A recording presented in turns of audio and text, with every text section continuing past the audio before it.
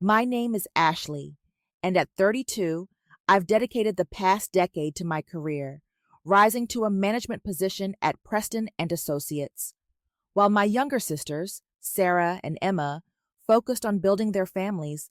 I was scaling the corporate ladder. Don't misunderstand me. I adore my work, but occasionally I ponder what I might have missed. No husband, no children, just me in my corner office overlooking the city. It was a typical Tuesday morning when my phone rang. Sarah's name appeared on the screen, and I answered as I sifted through a pile of reports. "Hey, Ash." Sarah's cheerful voice came through the speaker. At 26, my youngest sister has always been the effervescent one. "Got a minute?" "Sure. What's up?" I moved some papers aside, half listening while reviewing quarterly figures. "So, you know Mom's turning 60 in 2 months, right?" She paused, waiting for confirmation. "Well, we're planning something really special, and we need everyone to contribute." That caught my full attention. "Okay, how much are we talking about?" When Sarah mentioned the amount, I practically choked on my coffee. It was more than I'd spent on my last vacation, which, now that I thought about it, was 3 years ago. "I know it's a lot," Sarah hurried to add, "but it's for Mom, you know." No, it's fine," I said, already accessing my banking app. "I'll transfer it now." "Great. Oh, and one more thing. Make sure you take a week off work for the celebration.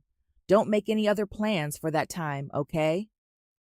The following weeks were a whirlwind of meetings and deadlines. I'd occasionally ponder what my sisters were organizing with all that money, but whenever I inquired, they dismissed me with ambiguous answers. Eventually, work consumed me, and Mom's birthday receded from my thoughts. Then came Saturday dinner. We all convened at our parents' house. Mom and Dad, my sisters, Aunt Susan and her children, my cousins Michael and Rachel. The usual family dinner chaos ensued. Dad telling his well-worn jokes, Mom fussing over everyone's plates. The typical stuff. That's when Sarah dropped the bombshell. So she began, pushing her peas around her plate with feigned nonchalance. "We finally have everything booked for Mom's birthday. We're all going to spend a week at Mountain Pine Resort." The table erupted in excited chatter. Mom was beaming. Dad was already discussing hitting the slopes, and my sisters were debating which ski runs they wanted to try. "Why didn't anyone tell me sooner?" I asked, feeling somewhat excluded. "I don't even have a ski suit, and there's hardly any time to get one now." The table fell silent, too silent. Mom cleared her throat, and I felt my stomach sink before she even spoke. "Actually, honey," she said in that tone she reserves for when she's about to request a favor she knows I can't refuse, "we were hoping you could do us all a huge favor and watch the children while we're there." I stared at my family assembled around the dinner table, expecting someone to laugh, to reveal it was all a joke. But the silence lingered, punctuated only by the gentle clinking of silverware against plates. "You want me to watch the kids?" I finally managed to speak, my voice foreign to my own ears. "All 5 of them?" My mind automatically began tallying them. Emma's toddler, Jason, Sarah's baby girl, Lucy, cousin Michael's twins, Tom and Anna, and Rachel's son, Pete. 5 children under the age of 7. "Well, you're so good with them," Mom said, as if that explained everything. "They love their Aunt Ashley." I surveyed the table again, still hoping to detect a glimmer of humor in someone's eyes.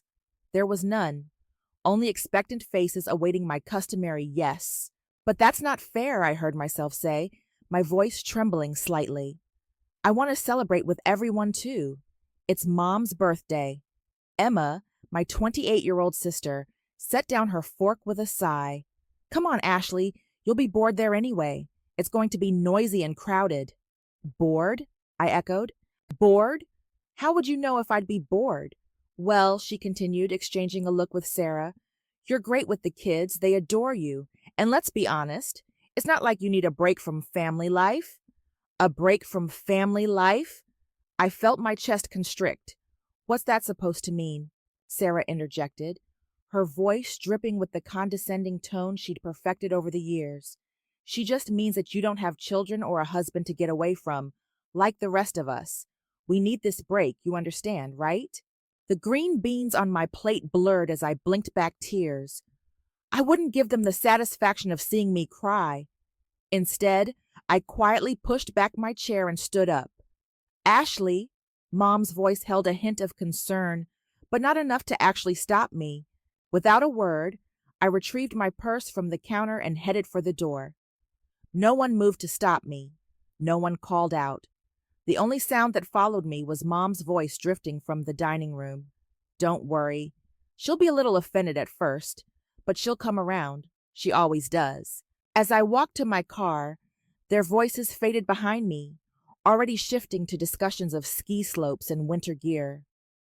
The cool evening air brushed against my face, helping to clear my head. 10 years of prioritizing everyone else, of being the responsible one, the dependable one, and this was my reward. The worst part wasn't even the babysitting request. It was the casual way they'd assumed I'd agree, the manner in which they'd planned it. This whole thing, using my money, my time, my vacation days, without even asking, as if I were merely a resource to be exploited, not a family member to be included. I paced my apartment for half the night, replaying every family dinner, every holiday, every instance when I dropped everything to assist someone else. The memories flooded back, each one taking on a new, darker significance in light of tonight's events. There I was at 16, preparing dinner while Mom helped Emma with her homework. Me at 18, declining a spring break trip with friends to watch Sarah while our parents enjoyed a weekend getaway. At 21, working 2 jobs during college to help pay for Emma's prom dress. The images kept appearing year after year, sacrifice after sacrifice. Ashley, can you watch Jason for a few hours? Emma's voice echoed in my mind. I really need a break. Ashley, would you mind taking the twins for the weekend? Michael's familiar request replayed like a broken record. Rachel's overwhelmed with Pete. And you're so good with kids. I'd always agreed. Always. Even when I had crucial meetings the next day. Even when I was exhausted from my own work week. I'd taken pride in being the dependable one, the responsible sister, the perfect daughter. I collapsed onto my couch, the leather cool against my skin. The photo albums on my coffee table caught my attention. Family vacations, where I was perpetually behind the camera. Holiday gatherings where I was invariably in the kitchen while everyone else enjoyed themselves in the living room. When was the last time someone had inquired about my desires? It's not like you need a break from family life.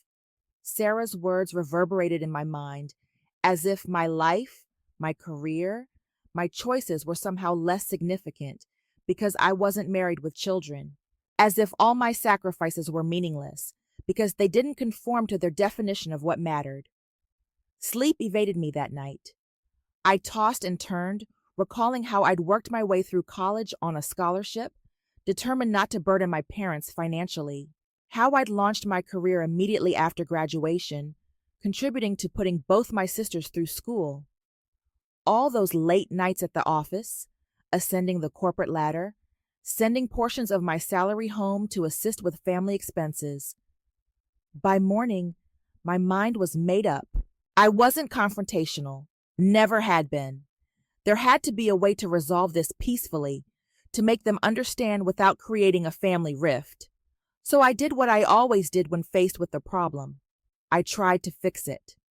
I waited until a reasonable hour on Sunday morning before calling Mom. She answered on the 3rd ring. "Hi, Mom," I said, keeping my voice level. "I've been thinking about the resort trip. Actually, I have a solution.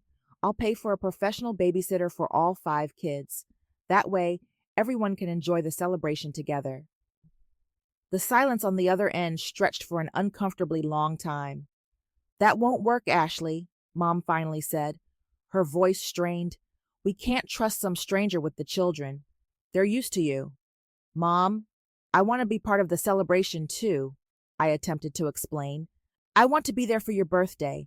I could find a really good babysitter, someone with excellent references." "You know you're not exactly a social butterfly," she interrupted. her tone sharp. You'd probably be uncomfortable with all the noise and activity anyway. The children will keep you busy, and you enjoy spending time with them. It's perfect for everyone. The click of the call ending resonated in my ear before I could reply. I remained there, phone still pressed to my ear, as my mother's words sank in. She hadn't even bothered to say goodbye.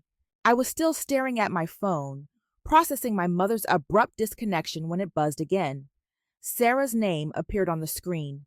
"How dare you?" she hissed before I could even speak. "Mom just told me about your little suggestion about hiring a babysitter. Are you trying to ruin everything?" I sat up straighter, taken aback by my sister's hostile tone. "Ruin everything? I'm trying to find a solution that works for everyone." "We already have a solution." Sarah's voice rose. "Everything's planned, Ashley. Everything. And now you're being completely selfish, trying to change all our arrangements at the last minute." The accusation stung. "I'm being selfish?" "Yes, you are. We've been planning this for weeks. Everyone's excited. The resort is booked. The activities are scheduled. And now you want to throw a wrench in everything because you can't just do this one thing for the family." My hand trembled. "One thing? Are you serious? You know what? If you ruin this trip for everyone, if you spoil Mom's birthday celebration, don't bother talking to me again. I mean it, Ashley." The line went dead. I sat there, stunned by my younger sister's threat. Then my phone buzzed with incoming messages, this time from Emma. "Family needs to stick together." Her first text read, "We all help each other out." Another message appeared. "Remember when I watered your flowers last year while you were at that conference?" And another, "You're good with the kids. They love you. Why can't you just forget about being resentful and—" My fingers flew across the keyboard as I replied, "A real family doesn't take advantage of one another.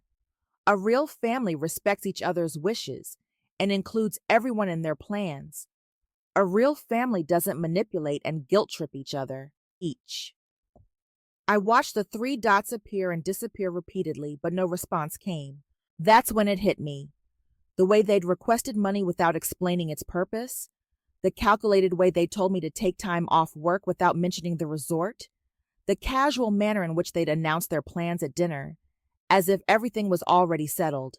They'd orchestrated this all along, while I was working late nights, while I was babysitting their children, while I was being the perfect daughter and sister. They were secretly arranging this trip. They'd used my money, manipulated my schedule, and planned to burden me with 5 children without so much as a discussion. And now that I wasn't complying with their script, they were resorting to every manipulation tactic imaginable. Guilt, threats, emotional blackmail, to force me back into the box they designed for me. Something remarkable occurs when you finally see through the haze of manipulation.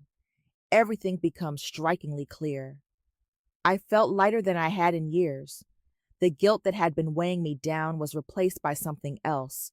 Resolve. I opened my laptop and began searching. Within an hour, I'd booked a beachfront hotel in Florida. Nothing extravagant, but it had a balcony overlooking the ocean and was within walking distance of everything I might need. I even splurged on a first-class plane ticket. After all, I had plenty of money saved since I wouldn't be skiing. The next few days at work were surprisingly tranquil. My family had ceased calling and texting. They probably assumed I was home preparing for a week of childcare, perhaps buying extra snacks and planning activities. The thought made me smile as I packed my beach clothes and new swimsuit. Taking a tropical vacation in the middle of winter? My colleague, Janet, inquired when she saw me checking the Florida weather forecast. "Sometimes you need to do something unexpected," I replied, surprised by how satisfying it felt to verbalize those words. On the morning of my flight, I took one last look around my apartment. I'd cleaned everything meticulously, force of habit, I suppose. The empty fridge, the securely locked windows, everything in perfect order, just like always. Except this time, I wouldn't be here to answer any frantic calls for babysitting. As the plane ascended, I switched off my phone and stowed it in my bag. No social media, No email, no family drama. Just me, the beach, and a whole week of freedom. The Florida air enveloped me like a warm embrace as I exited the airport. Palm trees swayed in the gentle breeze, and I could smell the salty ocean air even from this distance. My hotel room was even more appealing than the pictures. The balcony provided a perfect view of the endless blue horizon, and I could hear the waves crashing against the shore. That first afternoon, I strolled barefoot on the beach, letting the warm sand sift between my toes. When was the last time I'd done something like this? When was the last time I'd done anything solely for myself? I swam in the hotel pool, read a book without interruption, and dined at a quiet beachside restaurant where no one required me to cut their food or clean up their spills. I watched the sunset from my balcony, savoring a glass of wine without a single thought about bedtime routines or morning schedules. On my last morning in Florida, I relished my final moments of peace. I knew I'd have to turn my phone back on eventually, confront whatever chaos I'd left behind. But I hadn't anticipated the sheer volume of what awaited me. When my phone finally powered up, it began buzzing incessantly. Messages, voicemails, calls, hundreds of them. The timestamps indicated they'd started precisely a week ago, early in the morning. My hands trembled slightly as I began scrolling through them. The first messages were from Sarah. "Where are you? We're outside your house." Then Emma. "Ashley, open the door. The kids are getting restless." Michael. "Hey, we brought Tom and Anna like planned. Are you home?" Rachel. "Ashley, what's going on? Pete's asking for his aunt." As I read through the messages, I could vividly picture the scene. My sisters and cousins standing outside my empty house with 5 bewildered children, their suitcases packed for the resort, their carefully laid plans disintegrating around them. The tone of the messages quickly shifted from confusion to panic. "Ashley, this isn't funny. Where are you? Pick up your phone." "What are we supposed to do with the kids? You can't just disappear like this." Then came the anger. Sarah's messages became vicious. "You selfish witch.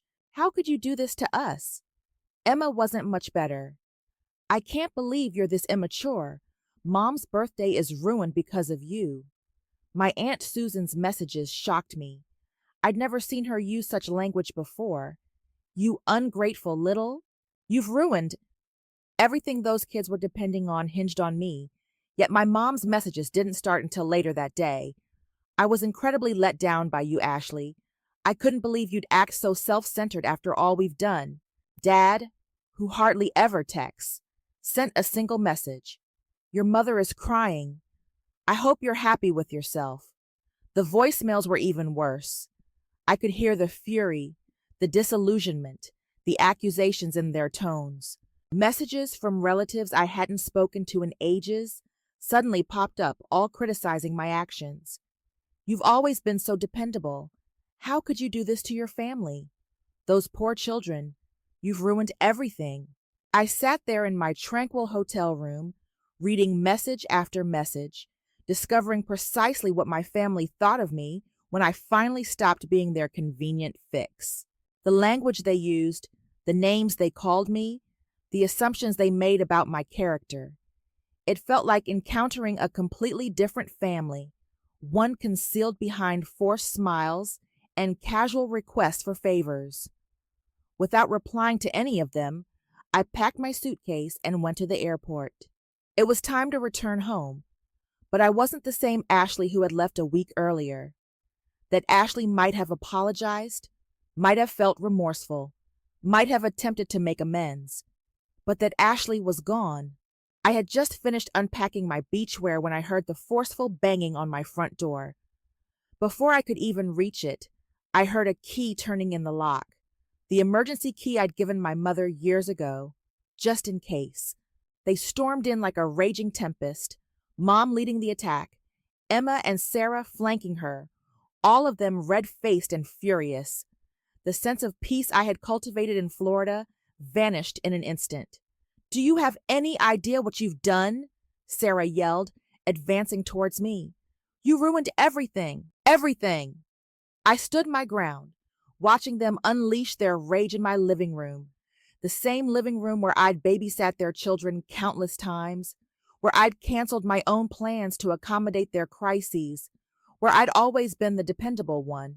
Mike and John refused to stay with the kids, Emma spat, referring to their husbands. They both suddenly had important business to take care of, so Sarah had to stay home with all 5 children while we went to the resort. She missed Mom's birthday because of you. The whole trip was ruined, Mom added, her voice escalating. Nobody could enjoy themselves. All we did was talk about how you betrayed us, how you let everyone down. Your father couldn't even ski properly. He was so upset. They continued their tirade, talking over each other, each vying to express their disappointment and anger more vehemently than the others. The more they spoke, the more preposterous it all became, until something within me snapped, but not in the way they anticipated. I started laughing. The sound of my laughter cut through their accusations like a sharp blade. They stopped mid-sentence, staring at me as if I had gone insane. What's so funny? Mom demanded, her face darkening. What could possibly be funny about this situation? I wiped tears of laughter from my eyes. Don't you see how ridiculous this is? Do you really not understand how absurd you all sound right now? Absurd? Emma spluttered. What's absurd about you? You secretly planned this entire trip, I interrupted, my laughter subsiding but my voice firm. You decided without consulting me that I would watch your children. You took my money, told me to take time off work, and then just assumed I would comply with your plans. And now that everything fell apart because of your assumptions, you're here branding me the villain. Key. But you've always helped before, Mom said, her voice softer now, bewildered. You've never said no. And that's exactly the problem, I cut in. Because I always helped, you started taking advantage of me. You stopped seeing me as a daughter or a sister and started seeing me as free childcare. You stopped considering my feelings, my plans, my life. That's not true, Sarah protested, but her voice lacked conviction. Really? I raised an eyebrow. Then why didn't you include me in the planning? Why didn't you ask me if I wanted to go to the resort? Why did you just assume I'd be happy to stay behind with 5 children while everyone else celebrated? I watched their faces, hoping to see some acknowledgement, some understanding of how they had treated me. Instead, I saw their expressions harden. You're being selfish, Mom said, her voice cold. You've ruined my birthday. You've hurt your sisters. You've disappointed the children. This isn't how I raised you. I felt the last thread of hope break. No, Mom, you're the ones being selfish. This whole situation is your fault, not mine. Mom drew herself up to her full height, her face like stone. If that's how you feel, then perhaps I don't have a daughter named Ashley anymore. If that's what you want, Mom, I said quietly, then so be it. It's been 6 weeks since that final confrontation in my living room. 6 weeks of silence broken only by the occasional notification when one of my family members makes another thinly veiled post on social media. Some people only think about themselves, Mom wrote last week, followed by a dozen crying emojis. Sarah's social media post yesterday, a picture of her daughter with a caption about being blessed to have understanding people in her life, garnered supportive comments from relatives and family friends who, of course, only hear her side of things. They echo the sentiment that family should always come first. Emma's latest post, a lengthy diatribe about toxic individuals who selfishly sever family ties, didn't name me directly, yet everyone knew it was aimed at me. A few months ago, these kinds of posts would have left me reeling. I would have agonized over potential responses, losing sleep while questioning my own actions. Now, I simply scroll past, occasionally with a wry smile at their predictability. My weekends are no longer spent on high alert, waiting for emergency babysitting requests. I've joined a local book club, and it felt surprisingly liberating to sit in a coffee shop last Saturday morning, knowing my phone wouldn't ring, with a frantic plea from one of my sisters. Last week, I booked a solo trip to Europe for the spring. I didn't need to consult anyone's calendar or worry about conflicting schedules. I saw a good deal and seized the opportunity. In quiet moments, I do think about my nieces and nephews. I miss them, but not the way they were wielded against me. I hold on to the hope that someday, when they're older, they'll understand. Perhaps they'll even recognize similar dynamics in their own lives and make different choices. I still have the house key Mom used that final day. I really should return it, but something prevents me. A part of me still wishes they'll eventually see things from my perspective, recognize the unfairness of their expectations, and how they exploited my love. I hope they'll realize that family doesn't equate to self-sacrifice for everyone else's needs. But I'm no longer waiting for that realization. I'm not holding my life hostage to their approval or understanding. For the first time, I'm prioritizing myself, and it feels remarkably right. Yesterday, I silently deleted the family group chat from my phone. No announcements, no explanations. Just a quiet removal of myself from one more obligation, one more source of stress. Some, especially my family, would label this as selfish. But I've learned the crucial difference between selfishness and self-respect. Sometimes, the most beneficial action you can take is to distance yourself from those who can't see your value beyond what you can do for them.